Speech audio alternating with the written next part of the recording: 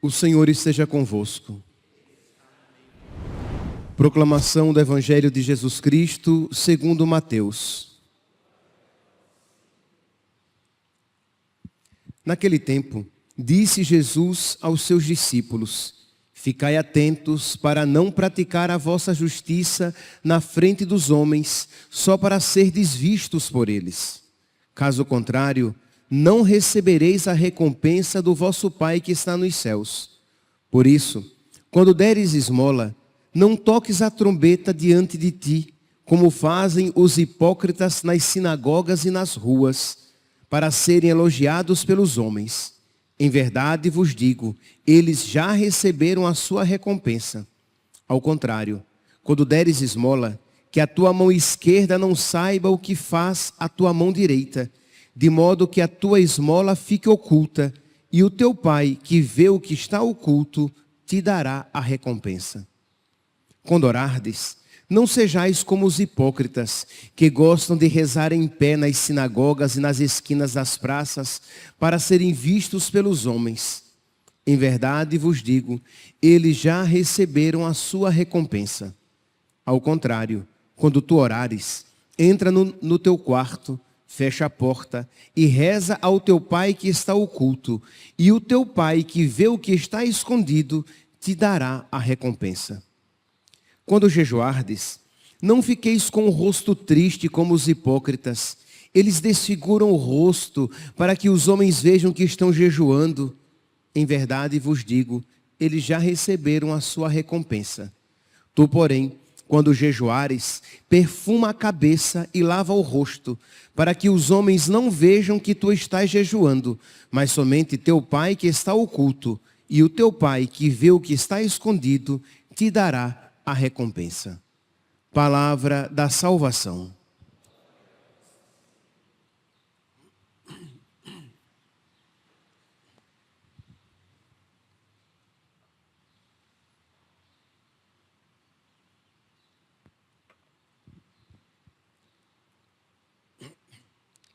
Caríssimos irmãos e irmãs, nós continuamos com o desenvolvimento do ensinamento de Nosso Senhor e que a igreja, então, se utiliza dele para nos enriquecer.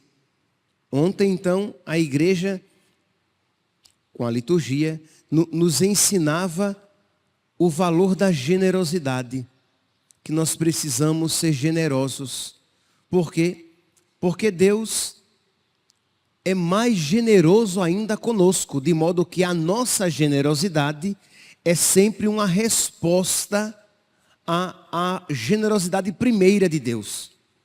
E que tudo aquilo com o qual somos generosos, de Deus recebemos. Tudo que nós temos, de Deus recebemos, de modo que, no fundo, nós não doamos, nós apenas administramos, porque tudo de Deus recebemos e distribuímos com generosidade. Então esse era o ensinamento, e foi sobre isso que nós discorremos na homilia de ontem. Hoje, o ensinamento já é um pouco diferente. A igreja quer nos alertar para o perigo que existe quando somos generosos. Para o perigo que existe quando nós praticamos boas obras. Sempre que nós fazemos algo bom, o diabo, que quer a nossa perdição, primeiramente, ele tenta a pessoa para que ela pratique. Quer dizer, diríamos assim, que o diabo nos tenta de dois modos. A uns, ele tenta incitando-os às práticas más, para que faça coisas más, coisas desonestas. A outros, e esses são os pecados mais sutis, e até mais danosos à alma, ele tenta pervertendo as coisas boas.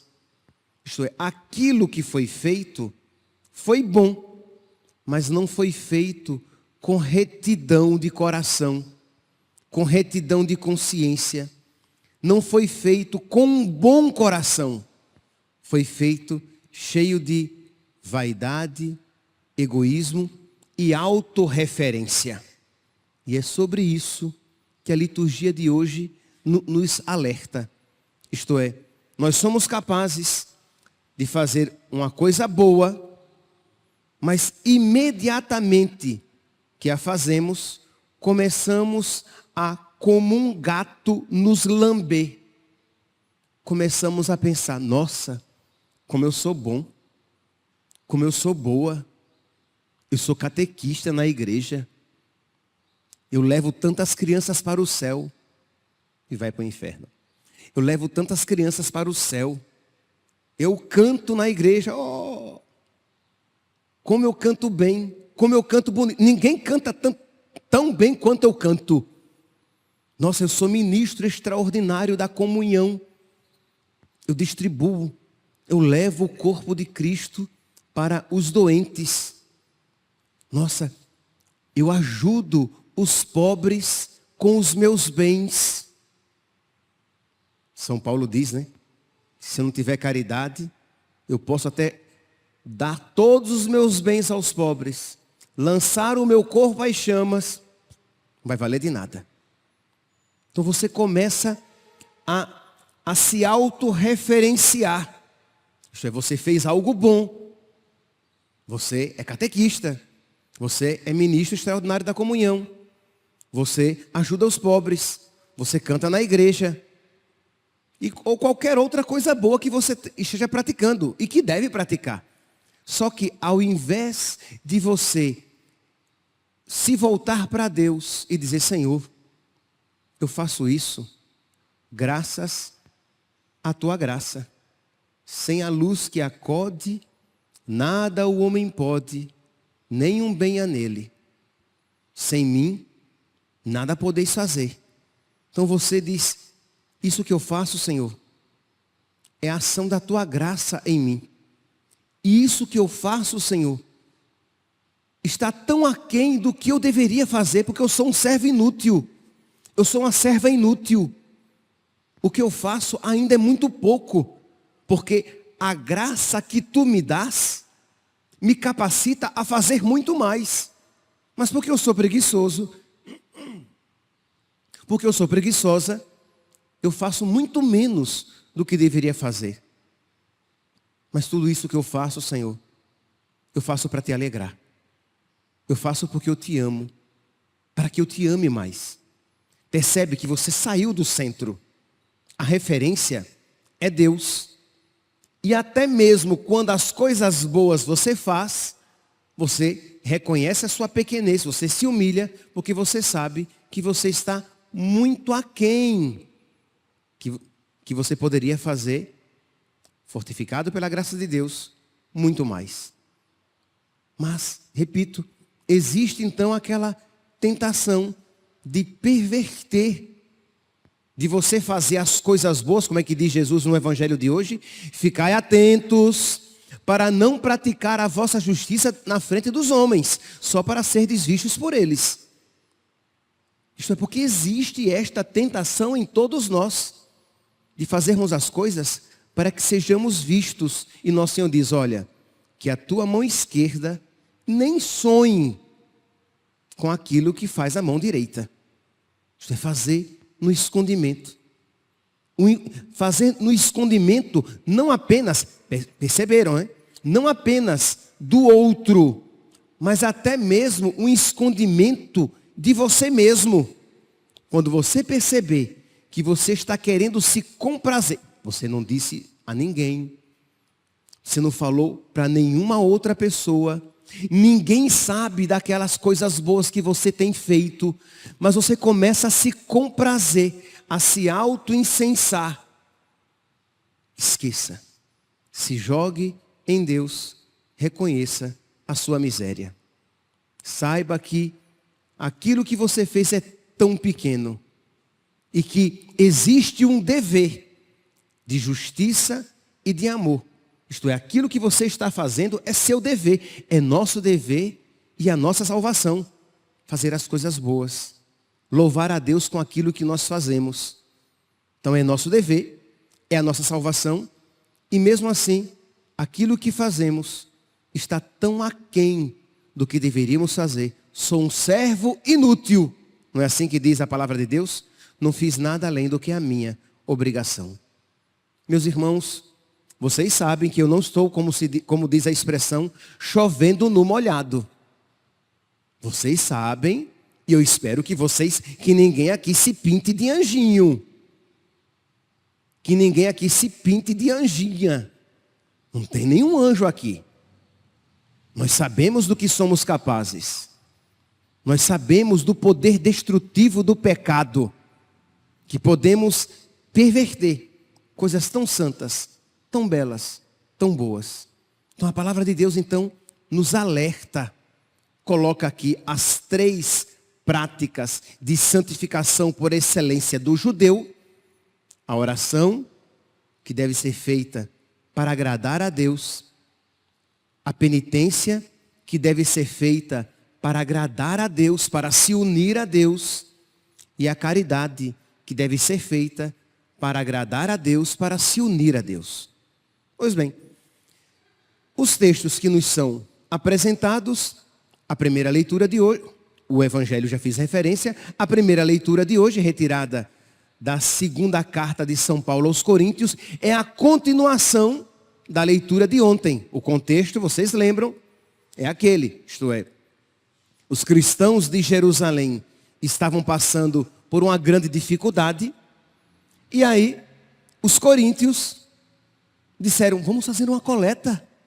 Nós podemos ajudar os nossos irmãos que estão lá em Jerusalém. Que é isso? Como é que nós não podemos fazer nada? Não, precisamos fazer alguma coisa. E São Paulo disse, muito bem, meu santo. Sim, São Paulo chamava os cristãos de santo, tá? Aos santos de Corinto, aos santos da Galácia. Só não vou dizer que ele aprendeu comigo. Então São Paulo disse, muito bem, meus santos. Tá certo. Vamos então fazer uma coleta para os cristãos que estão em Jerusalém. E começou a coleta. E aí os coríntios, que tinham tido a ideia, não se movimentaram, ficaram assim como moscas mortas. Aí é com ele. Aí é ele que vai fazer. E aí os cristãos de Filipos, passando pela provação e na pobreza, trabalharam e juntaram.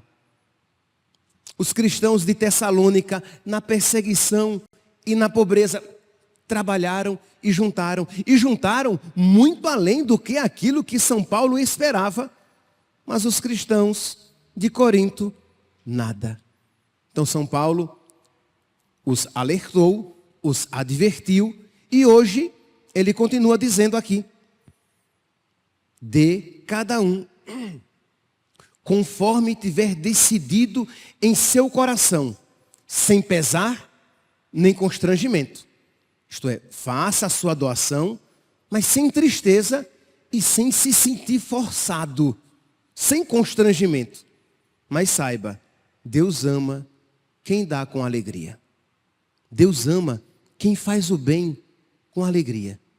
Nós alegramos a Deus quando fazemos o bem, quando fazemos as coisas boas, quando fazemos as coisas santas com alegria. Por quê?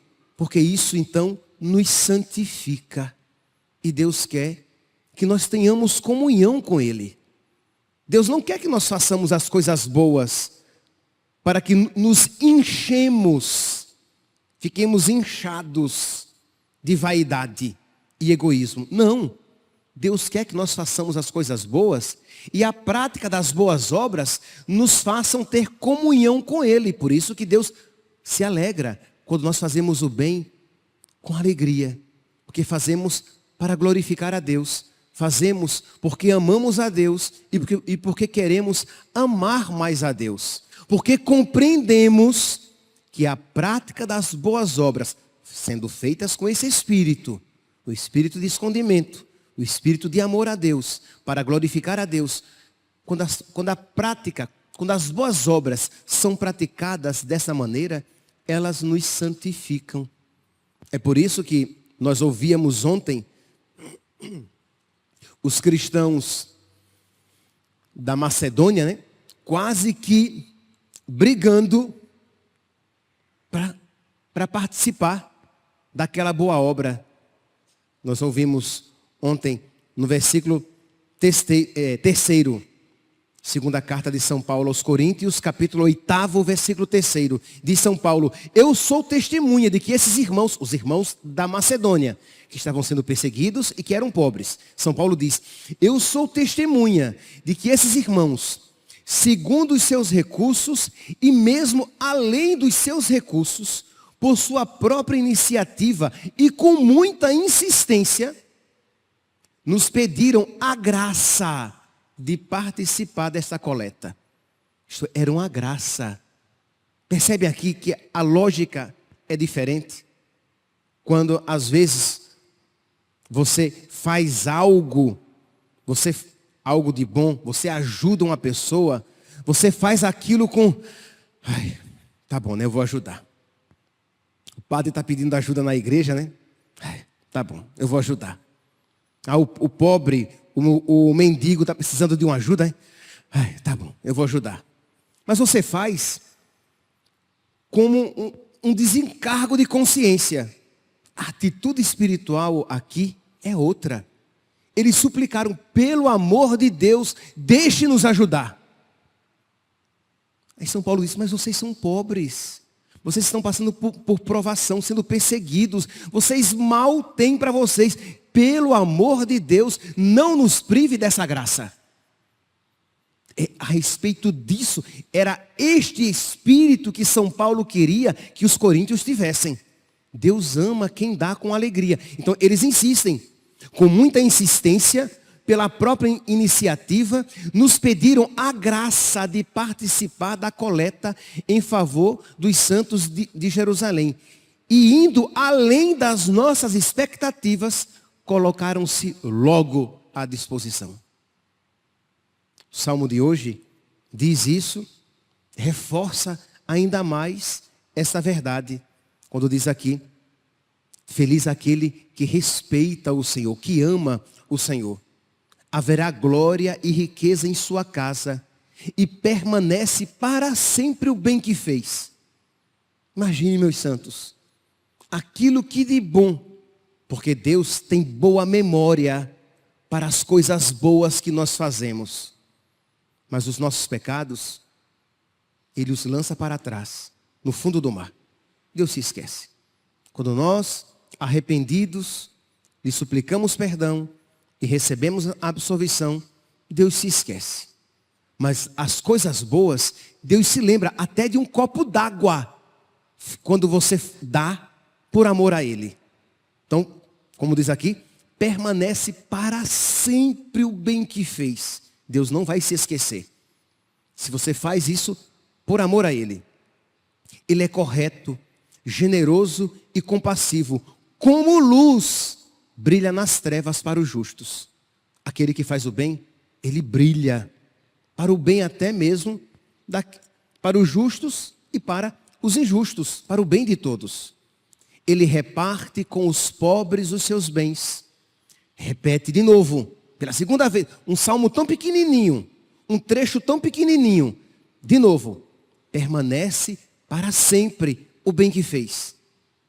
De novo, para que nós não nos esqueçamos que Deus, Ele guarda com carinho as coisas boas que nós fazemos, quando fazemos com o seu Espírito, porque são uma ponte de união com Ele.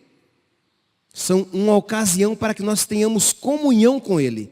Permanece para sempre o bem que fez, e crescerão a sua glória e o seu poder. Peçamos, meus irmãos, peçamos ao nosso Senhor que afaste de nós todo egoísmo, toda vaidade, toda autorreferência, que nós não fiquemos nos incensando e nos lambendo como um gato quando fizermos algo bom. Não, esqueçamo-nos de nós mesmos e recordemos de Deus e digamos: Senhor, eu faço isso porque eu te amo. Eu faço isso para te amar mais. Louvado seja nosso Senhor Jesus Cristo. Para sempre seja louvado.